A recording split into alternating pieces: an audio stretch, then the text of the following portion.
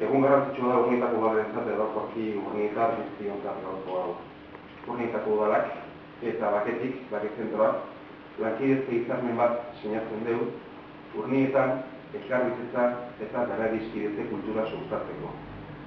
Hitzarmen honen xedea hori da, Urnietako udalaren eta Arrantzatu Baketik fundazioaren arteko lankidetzaren oinarriak ezartzea.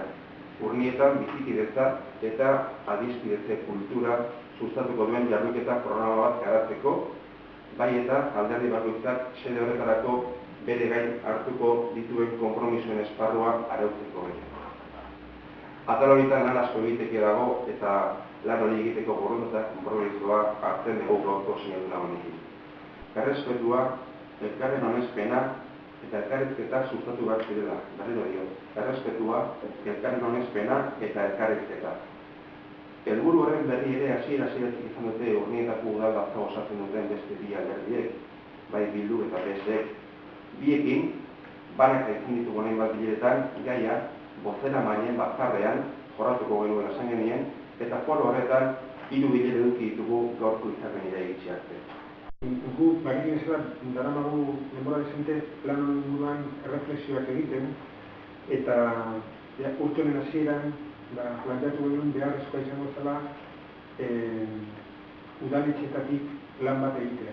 Eta hasi ginen, azkeneko hauteskundeak burutu eta gero hasi ginen kontaktuetan hainbat udaletxeekin, eta esan behar da, aurreneko akordioa Urnietako udaletxearekin izan dela, eta hurrengo astetan beste udaletxe batzuekin ere agertuko dela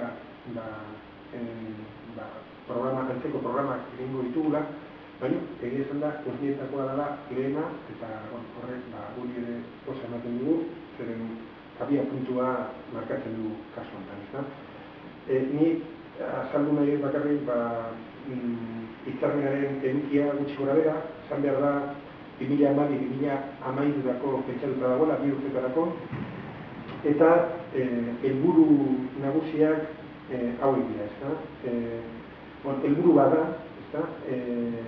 Urnietatik herri honetan eta euskal gizarte osoan bizikidetza eta berraizkidetze kultura sustatzen laguntzea da.